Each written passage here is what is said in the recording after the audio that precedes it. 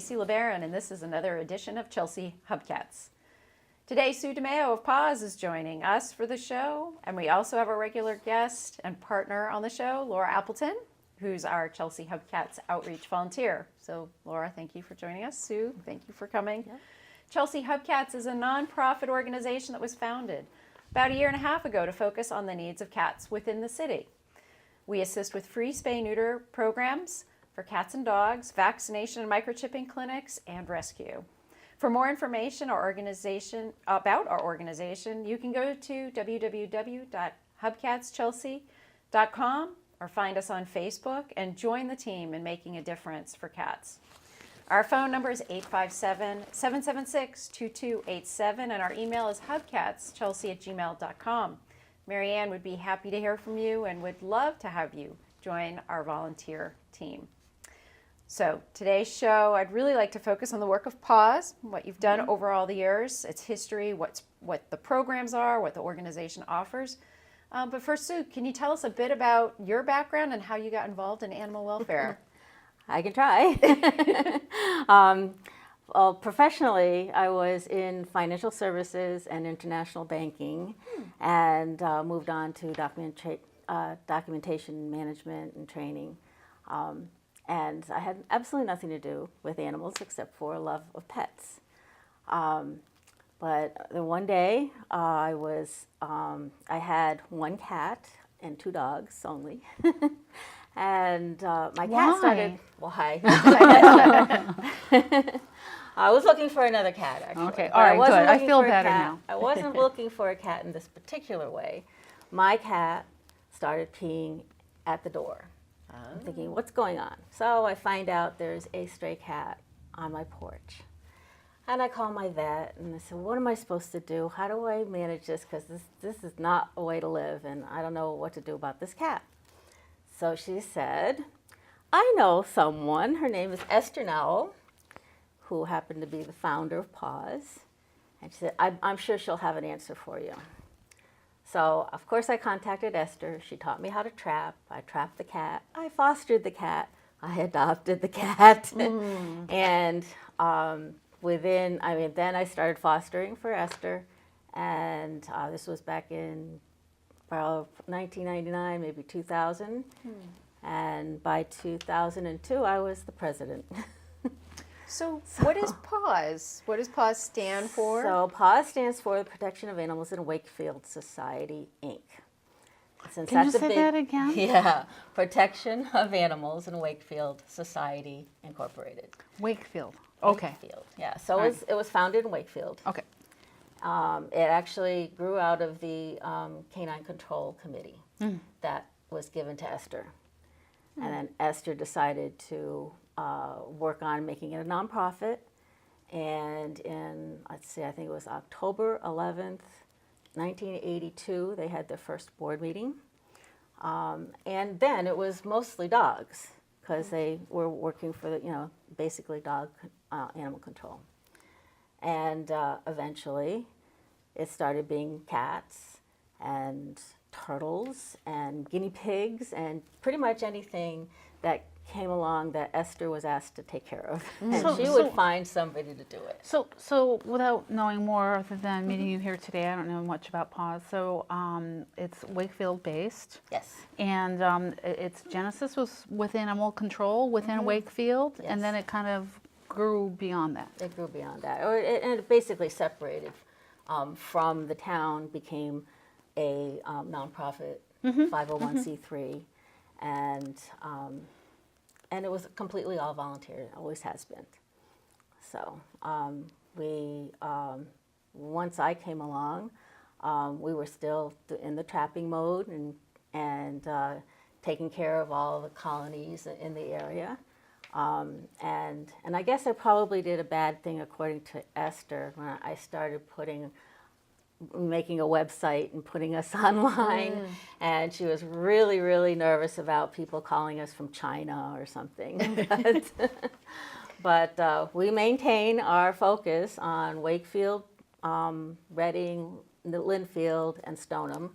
None of those areas have another hometown rescue or shelter or anything. So we give our priority to those areas, but we pretty much cover, all the surrounding towns. So this may be just, because I don't know enough, and I don't know in Chelsea if Officer Texer has holding for animals if he has to take them in. But in most towns, if you don't have a shelter, you may have the animal control officer who has some space to hold a cat or a dog or a turtle or whatever is found. Is a temporary spot before a shelter is contacted? Is that? Rarely, actually. Okay. Most of the animal control officers are part-time jobs in our area anyway. They may or may not even be trained in animal control. The budgets are pretty low, and traditionally they've been focused on dogs.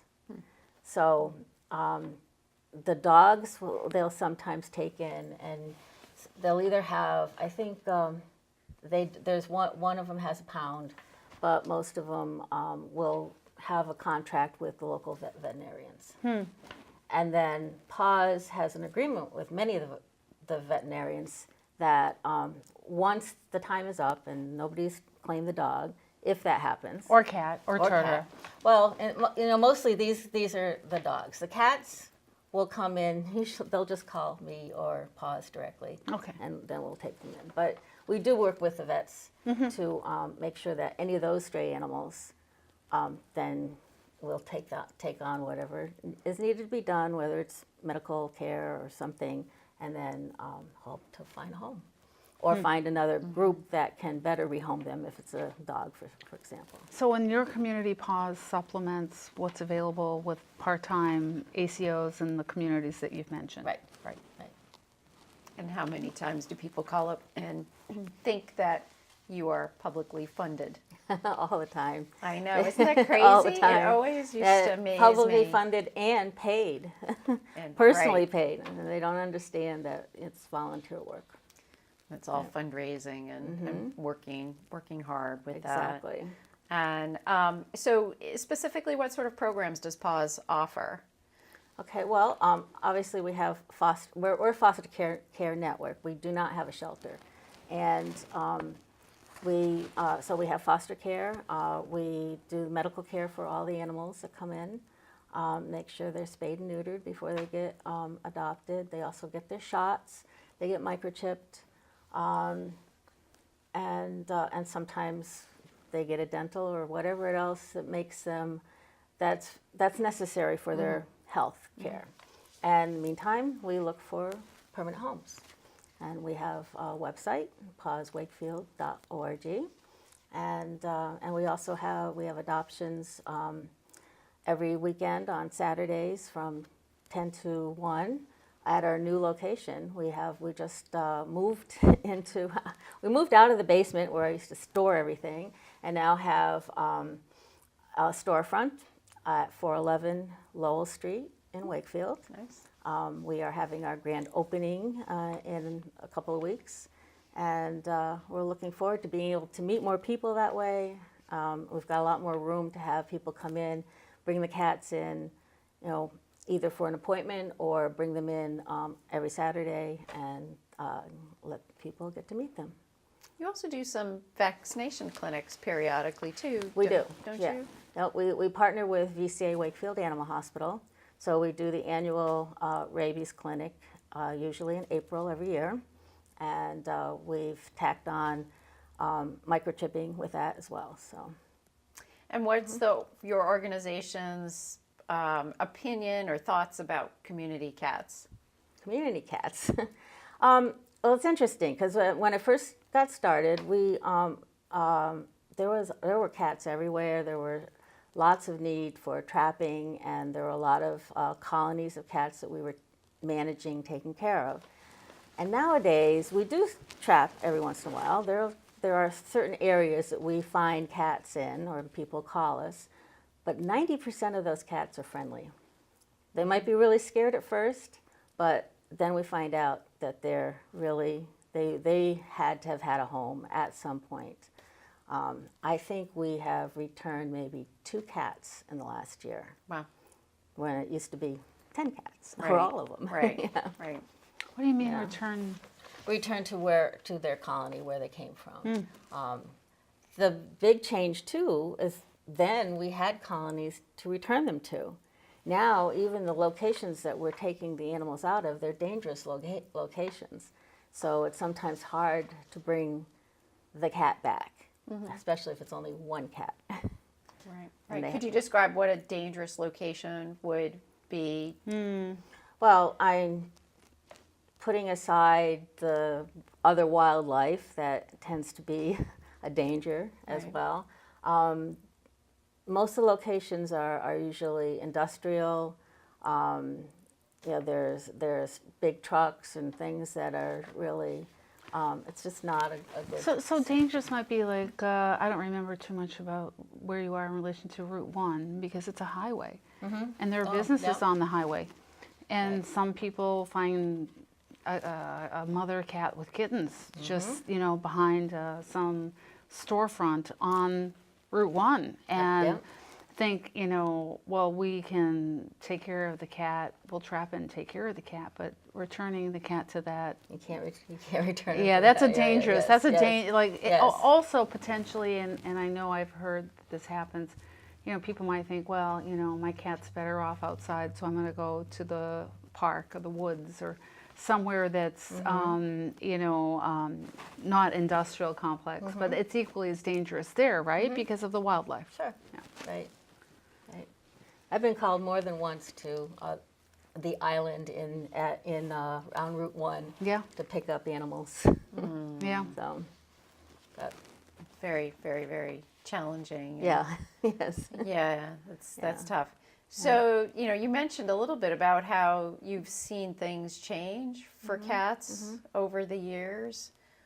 Is there a particular reason behind that reduction in the number of cats that are out there in the community, cats in your communities, or just in general across the board? I'm just interested in your Right. thoughts. Well, I think as you know, and as a lot of work that you've done with MRFRS, we've trained a lot of people to do trapping and TNR, trap, neuter, release, but mainly it's the spay neuter.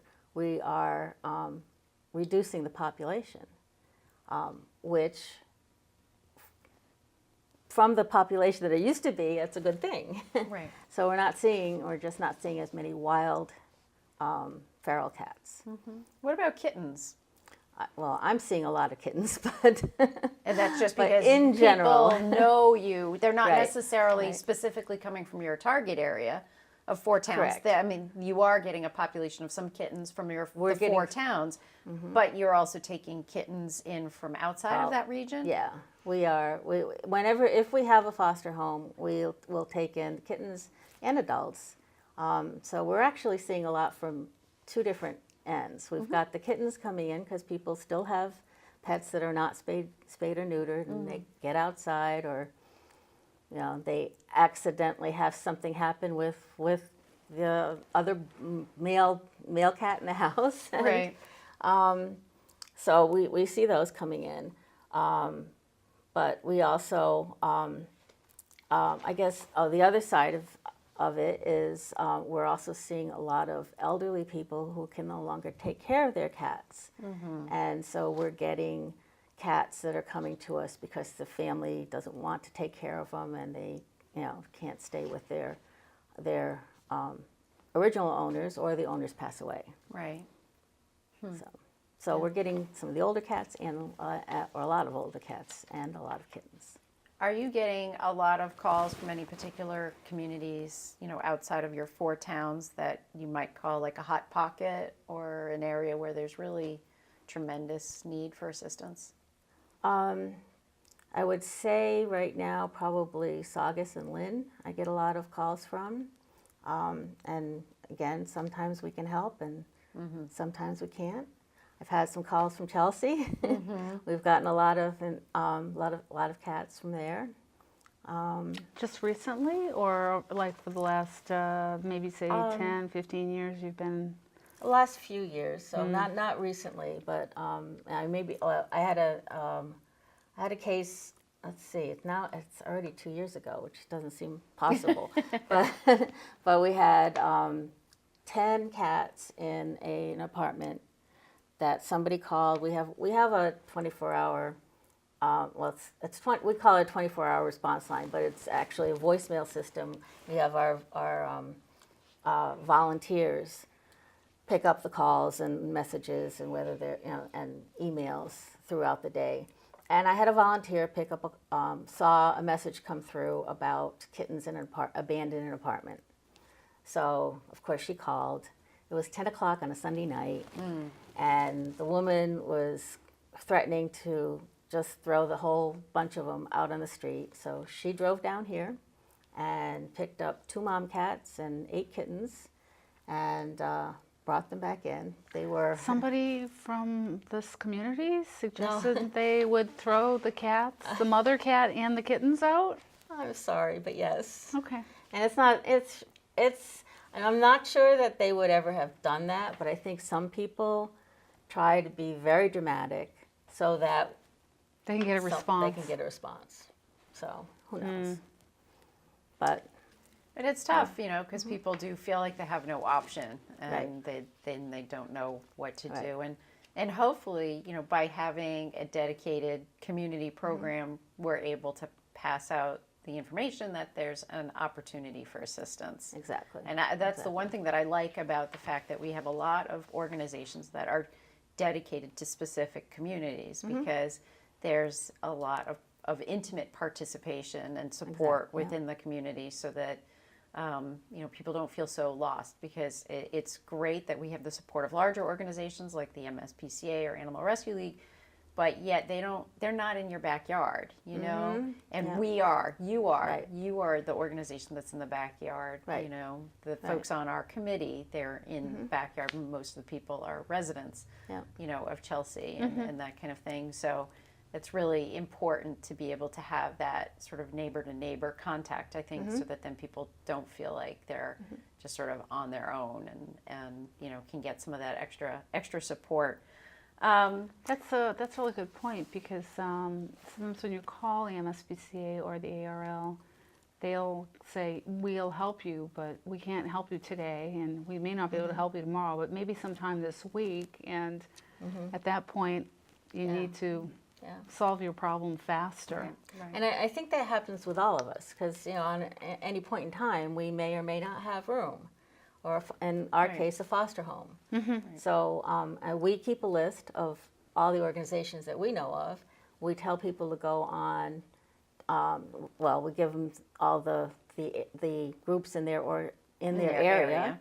Give them at least give them a list of those so that they can start calling them, because and they know that they can call us back.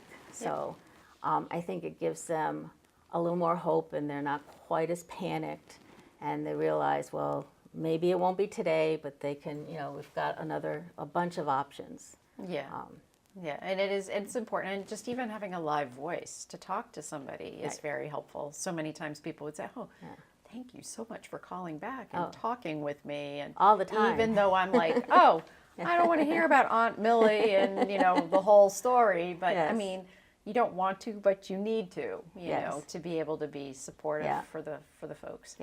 In addition to being part of this of a small, what we call a small nonprofit, there's no paid staff. You're coordinating a lot of volunteers. In addition to that, you've also played a role with the New England Federation of Humane Societies.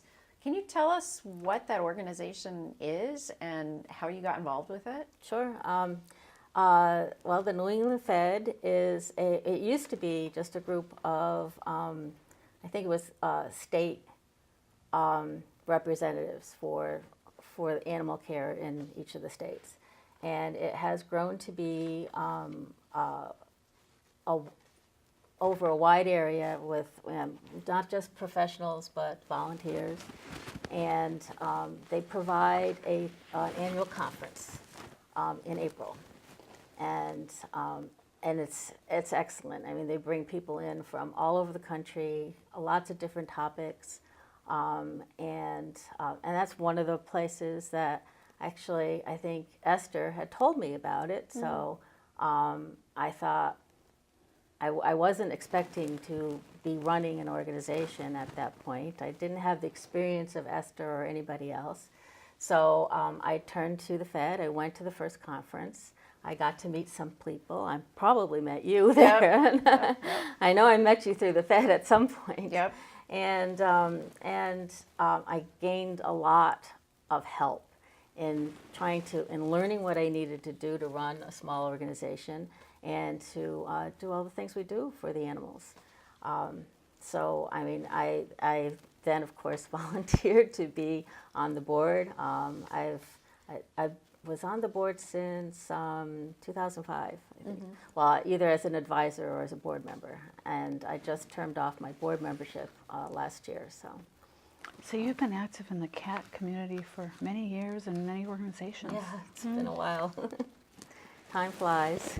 The comment that you made that's very interesting, though, is that, you know, here's this like scary New England Federation of Humane Societies, and you'd think as a small organization that, you know, it's just for the big players, Big guys, right. and that you're not going to really get a benefit out of it, or you're, you know, and basically what you're saying is it's worth putting the investment, the time in for you. You Totally worth learned it. information.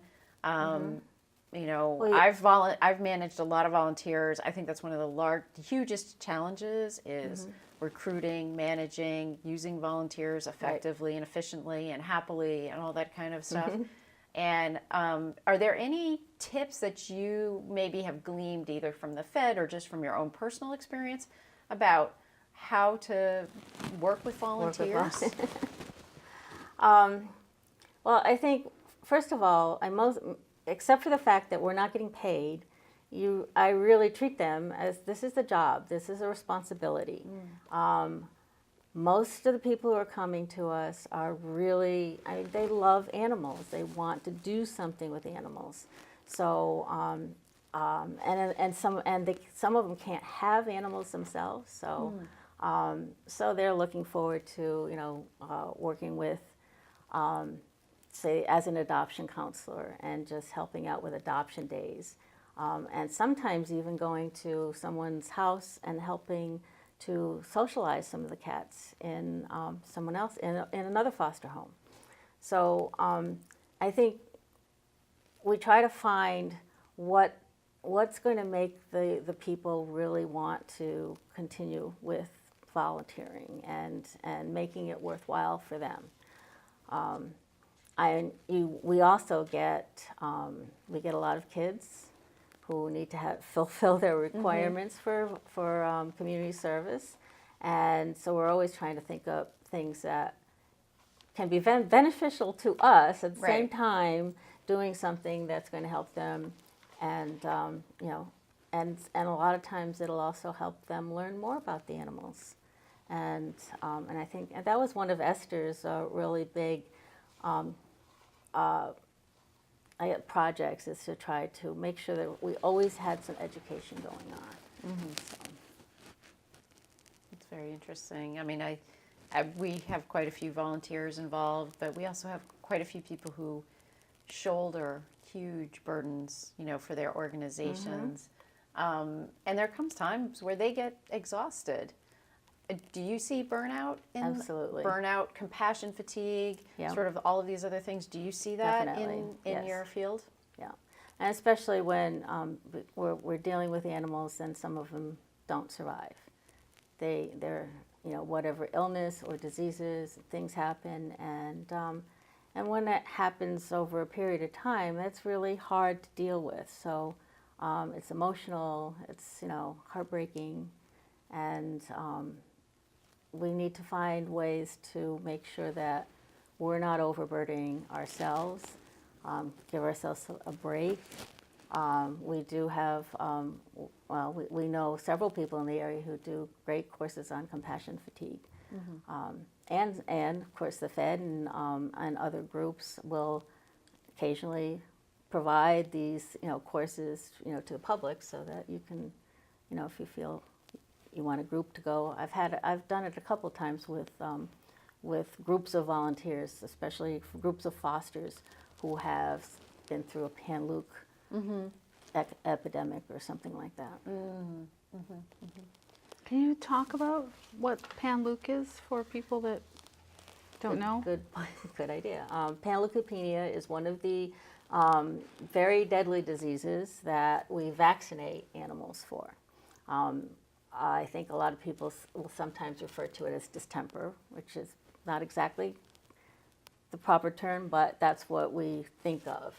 And So when you get a cat or a young cat, I mean, it could be a kitten or a cat, but usually with kittens, you give them a number of shots and then you give them boosters, but this helps them not get pan-Luc.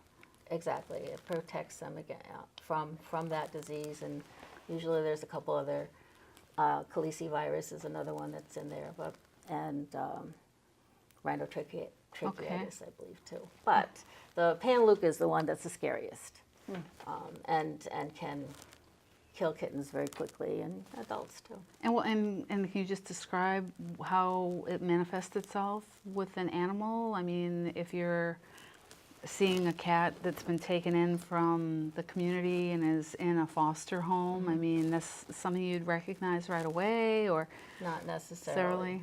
I mean, sometimes you see cats. They might have a fever. They might have upper respiratory, but it's really not.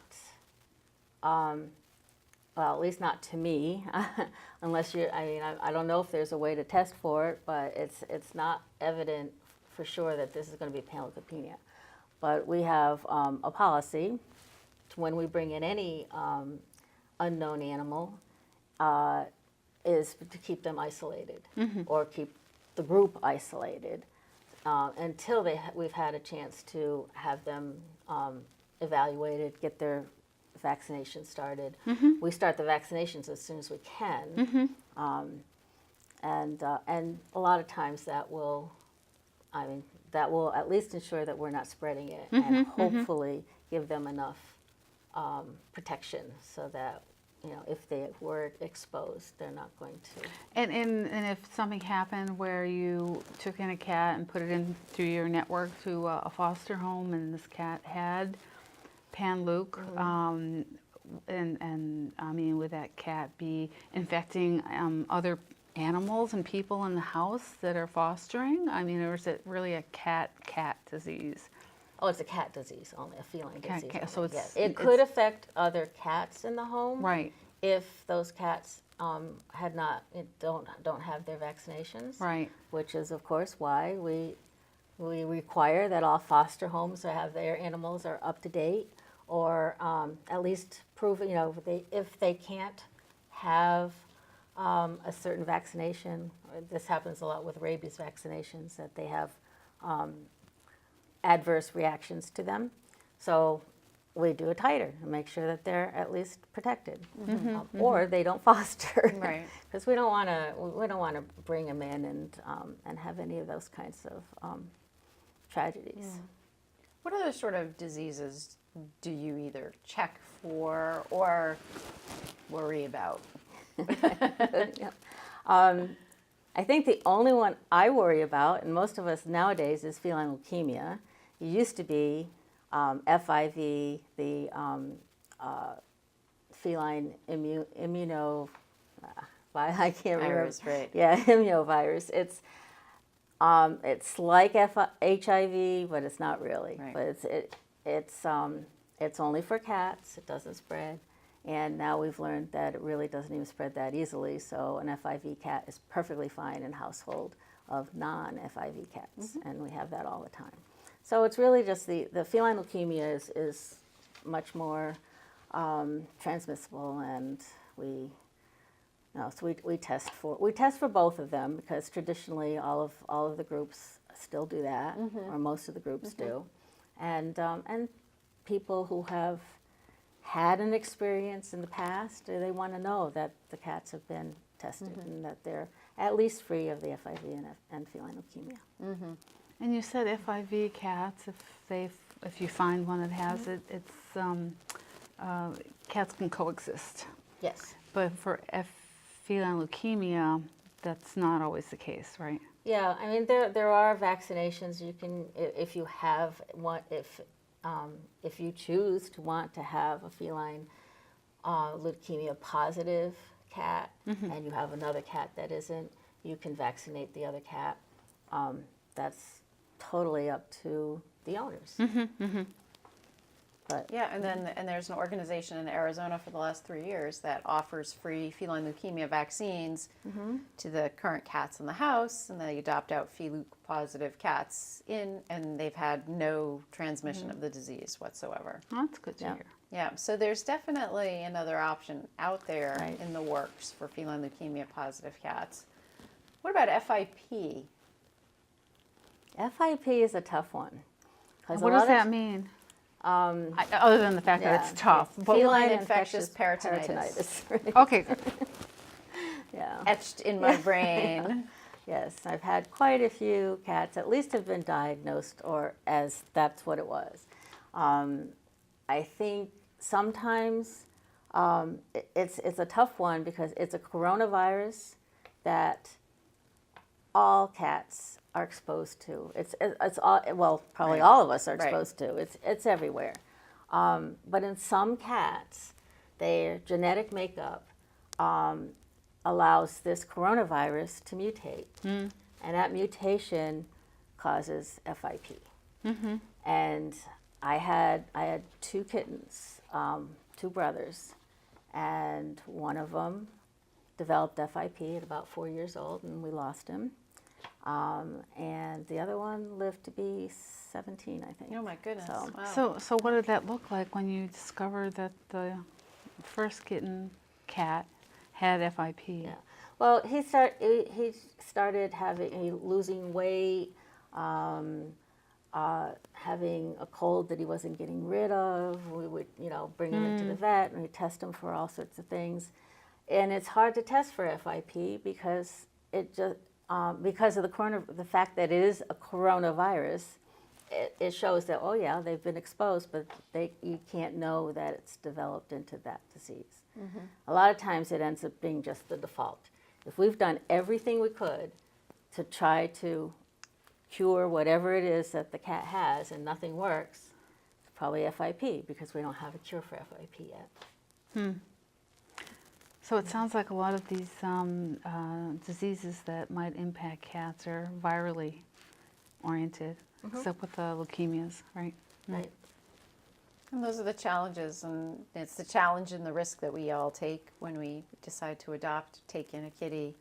But in general, most of our cats are perfectly fine, Absolutely. happy, healthy, Yes. loving. They might have a flea or 2 on them upon occasion, but we can take care of Fleas are easy to get rid of. Fleas, ticks, those are fine. Yeah. Easy to handle. Yeah. If folks are interested in finding out about PAWS, finding out more about the programs, how would they reach out to you or to the organization? Well, they can look on our website. It's pawswakefield.org. We always need volunteers. We always need foster homes. We have volunteer forms on the website you can fill out and send in. You can call us. Our voicemail is 551-800-PAWS or 551-800-7297. And we always call everybody back, so just leave a message. Don't be afraid to leave a message. In fact, we're even calling back people who don't leave messages, and we can see that you called. Oh, wow. So That's great. 90%. Is that intimidating? We know you called. You didn't leave a message, but You we're have back. caller ID. But 90% of those people are just, they were trying to find our office or, but they were trying to call us. So we just assumed that you were trying to reach us and couldn't. So. Wow. Any last bits or pieces of information about PAWS you'd like to share with our viewers today? Well, I guess the big exciting thing for me is that this is our 35th year. Oh, fantastic. So we are planning a whole lot of different celebrations. Starting in a couple of weeks, we have the town of Wakefield has proclaimed that October 14th will be Paws Day in the town, Wow. and so we're going to be doing a lot of things during the year. We're going to have a fun run. We're going to continue. We have several partnerships with Subaru of Wakefield and with VCA Wakefield Animal Hospital, and we do joint events with them. So we're just looking forward to, and having a new place, a new office that we can meet people in. It's really exciting. So. And how far is Wakefield from Chelsea? Just because I don't travel that way too often. It was supposed to be 25 minutes without accidents or. Okay, all right. Bad directions, sorry. Yeah, no. The direction. It wasn't the directions. It was everything else. But no, So yeah, it's not it's far. just north. It's really north a not little far. bit. Yeah. And- Close. Yeah. So folks, know that we meet. Our Hubcats Chelsea group meets at the police department pretty much the first Tuesday of every month. We meet at about 6:30. And so you're welcome to join us and become part of the committee and the work that we're doing here in Chelsea. We have a good group. We usually have about 15 or 20 folks at our meeting. We've got about 60 people on our email list. So we really could use the help with joining us. Laura, any things from you with regards to Hubcats? Well, we've had a few clinics and got another clinic scheduled for next, June. So go to our website and check with hubcatschelsea.com for the more current schedule. We've done about 1,000 cats and dogs through the clinics, which is for rabies and microchipping. And then, of course, As well as the spay neuter too. and the Those are spay neuter neuters numbers, as too. well. Yep. So that's a big number. That's good for all the animals in Chelsea. And if you have any other, need for assistance, call us or go through the website and ask questions about how we can help. Yeah, if some people even think like that they need the help, but they can't get transportation. We even do have some volunteers who are willing to help with transporting cats or dogs to the spay neuter clinic, the MSPCA that we use in Jamaica Plain. So we can help with transporting animals. So the number to call is 857-776-2287, and the email is hubcatschelsea@gmail.com. And definitely keep a lookout for information about our vaccination and microchipping clinic, which should be coming up in June of 2018. It's a free service for cats and dogs for the residents in Chelsea, and we do offer free spay neuter for cats and dogs for the residents in Chelsea. So there's really no reason why you should not get your pet And spayed or neutered. Stacey, just to be clear, that Yeah. doesn't that's on demand. So you can just Yep, contact at any us time. The spay neuter happens all the time. all the time, as opposed to once a month or once every couple of months, which is what the clinics are oriented around. Right, and the clinics are oriented for both cats and dogs. They have special tents set up that work for the cats. You do ideally want to bring your cats in carriers. They sometimes have extra carriers there, but it's best to call ahead and let us know if you don't have a carrier, and we can make sure we get a carrier to you, so that then you'll bring your cat safely to a vaccination clinic as well as safely to the spay neuter clinic. So that's an important component because sometimes people don't necessarily think about safety with regards to their carriers. And so any parting thoughts or any questions? It's been great to catch up with you. I haven't seen you in a Absolutely. while, so I know. here we are publicly catching Right, up, and right. so it's really Right, nice. right. In terms of other educational opportunities, I guess I should be fair and mention the Massachusetts Animal Coalition. I was just going to say Is that, yeah. another, and Yeah. if you don't have a spay neuter net license plate, if you go to petplate.org, that's a way to get your license plate and help to benefit organizations that are offering spay neuter programs. So it's petplate.org for that. And then I should also reference the Massachusetts Animal Fund, which we have Sherry Gustafson, who participates at our clinics, and she's on our committee. She's been instrumental with the tax checkoff and where unfortunately tax time is going to be approaching us shortly or Again. soon.